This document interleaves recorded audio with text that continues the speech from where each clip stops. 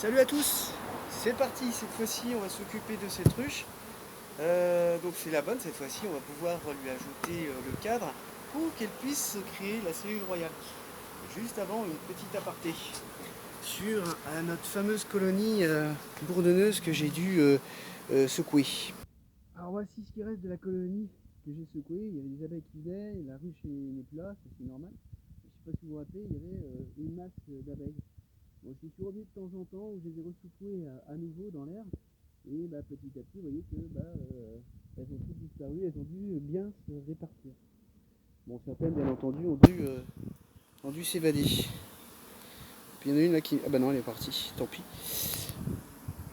Donc voilà pour l'histoire de cette ruche bourdonneuse. Elles se sont réparties un peu partout.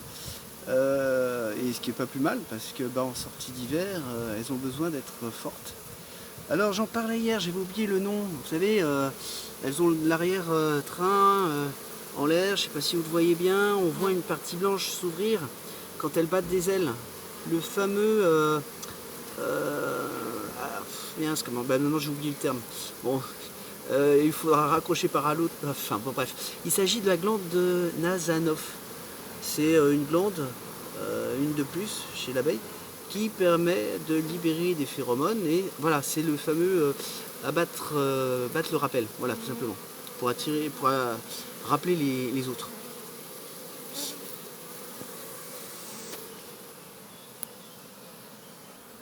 Alors une autre remarque sur l'autre ruche, où j'ai mis, enfin non, dans celle-ci plutôt, où on va mettre un cadre de couvain ouvert et de couvain fermé.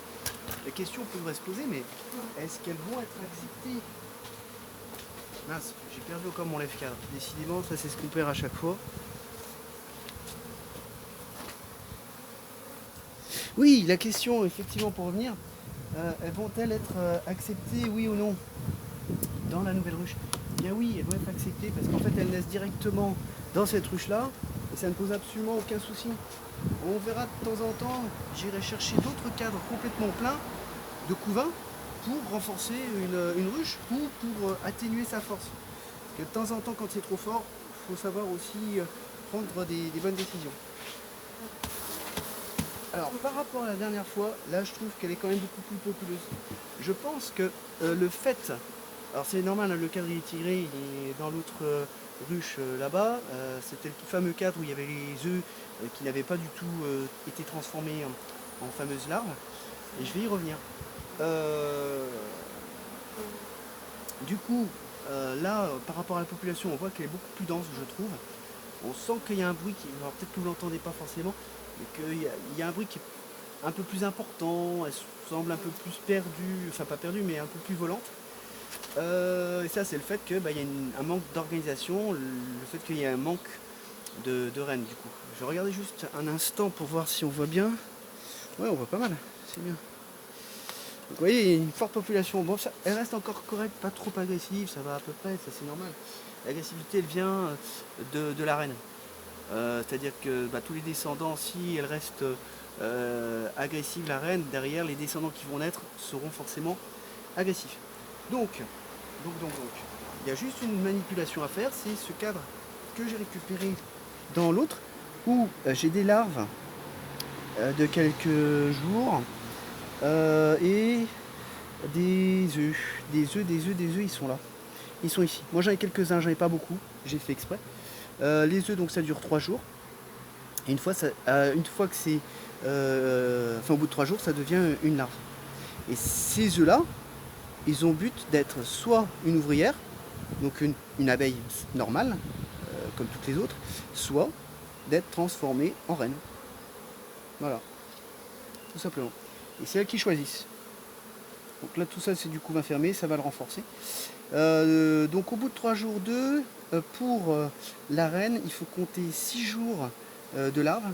Et après ces 6 jours, donc ça va devenir on le verra la prochaine fois, enfin, j'ose espérer, ça va sortir en forme de gland, ce sera plein de gelée royale.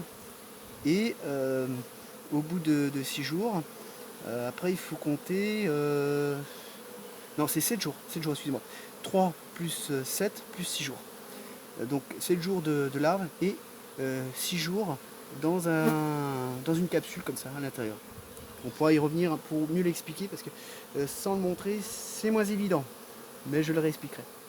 Et là encore, ce que je vais faire, je vais le pointer ici, comme la dernière fois, avec mon stylo. S'il veut bien revenir à moi, ce stylo, le voici. Alors je ne vais pas changer l'espace qu'il y a, elle est forte. Elles vont se mettre à travailler dessus, elles vont sentir tout de suite qu'il y a des œufs, on va pouvoir s'y mettre, travailler. Elles sont d'autant plus nombreuses, donc c'est pas plus mal de partir là-dessus. Donc je touche strictement rien. Il y a juste une seule chose que je vais faire en plus par rapport à la dernière fois.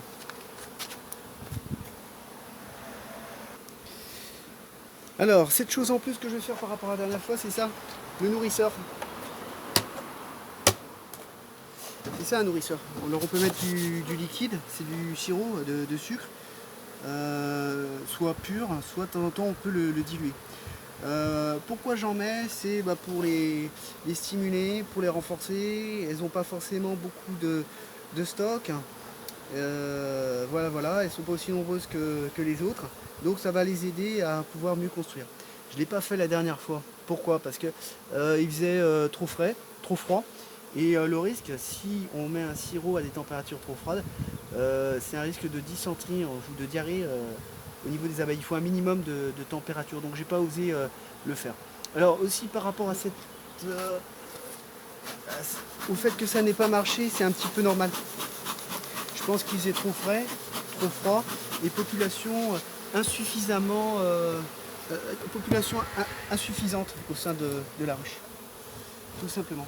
Tandis que là, on part sur de meilleures conditions, c'est pour ça que je suis beaucoup plus optimiste. Alors regardez comment ça se présente. Il y a une petite chicane. Ici, il y a un trou, les abeilles arrivent, et quand je vais mettre du sirop, ici, du coup, elles vont pouvoir le récupérer ici sans se noyer.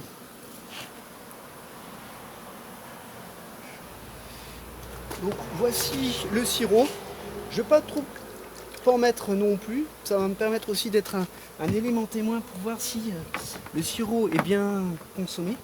Et si le sirop est bien consommé, c'est signe que il y a de l'activité. Parfois le sirop peut très bien ne pas être consommé. Et ça c'est pas normal. C'est pas normal.